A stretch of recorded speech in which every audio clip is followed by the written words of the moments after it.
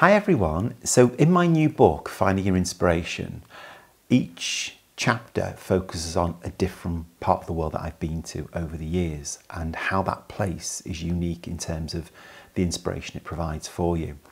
So the very first chapter, which I'm going to read out for you now, is Liverpool, and it kind of made sense to do Liverpool because Liverpool's my nearest city, and when I was a student many years ago, it was the city that first of all inspired me to want to go out and draw and capture the world around you.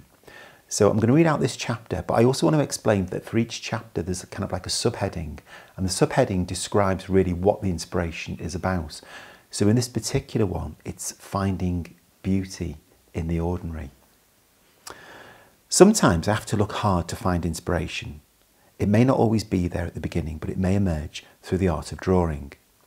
That inspirational moment may not seem special at first, but when I stop and slow down, the beauty can reveal itself hidden in a wall. It's in the unexpected.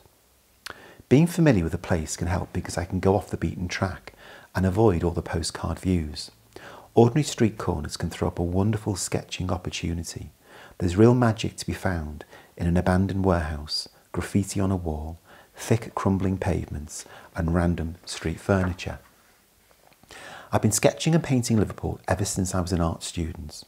My first inspiration was the Albert Dock, which is a 19th century warehouse complex situated on the Mersey waterfront. I fell in love with the towering dramatic buildings with deep black windows on the facade. At the time, I couldn't really explain why I loved to draw them, but I knew that it made me feel happy, and I knew that if I wanted to improve, that this was going to be the way forward.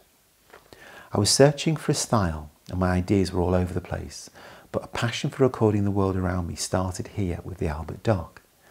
Being in my local city really helped, and familiarity was a big part of my inspiration. I didn't really have any stories to tell, but I knew what I liked, and I knew I liked the look of it, and sometimes that is just the start that you need.